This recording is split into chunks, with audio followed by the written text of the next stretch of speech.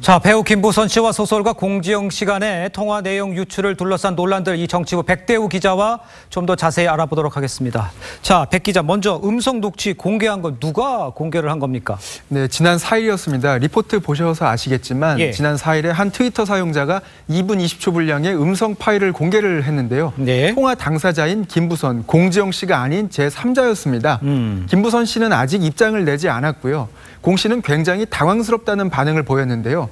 공지영 씨는 트위터에 선임 물망에 올랐던 변호인들에게 공유를 했고 분당 경찰서에도 제출을 했다 이렇게 썼습니다.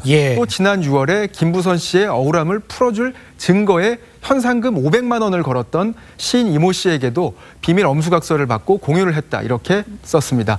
결국 이들 중에 또는 이들로부터 파일을 넘겨받은 누군가가 트위터에 흘렸을 것으로 추정이 됩니다. 자, 그런데 이제 일반 성폭행 사건의 경우에 이렇게 신체적 특징을 언급하는 거 재판에 영향을, 리포트에도 나왔습니다. 재판에 영향을 미칩니까?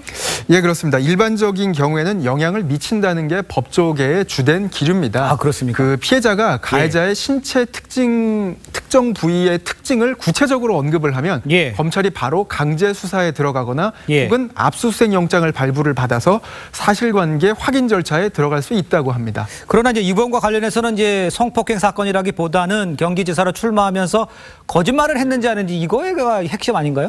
예, 그렇습니다. 말씀하신 대로 그 연인 관계였다는 김부선 씨의 주장을 당시에 이 지사가 거짓말이라고 반박을 하면서 고소전으로 이어지게 됐는데요. 그렇죠. 법조계의 의견은 다소 갈립니다. 김 씨가 이 지사의 신체 특정 부위를 언급한 게 흥미거리는 되지만 재판에 영향을 미치긴 어렵다는 해석이 있습니다. 검찰이 의료계 쪽에 감정 의뢰를 신청하지 않거나 법원이 압수수색 영장을 기각할 가능성도 거론이 됩니다. 혹은 이재명 지사 측에서 사실관계 확인을 거부할 가능성도 있습니다. 통상 사람들의 신체 부위에 점이 많이들 있지 않습니까? 그렇겠죠. 이 때문에 김 씨의 언급 정도로 이 지사라고 특정할 수 있느냐 이것도 논란이 될 수 있습니다. 반면에 재판에 영향을 미칠 수 있다 이런 견해도 있습니다. 은밀한 부위와 관련된 신체적 특징은 연인 관계가 아니고서는 언급하기가 힘든데 김부선 씨가 이 지사의 신체적 특징을 상세히 언급했다 이런 견해입니다. 그럴 수도 있겠네요. 네, 그렇습니다.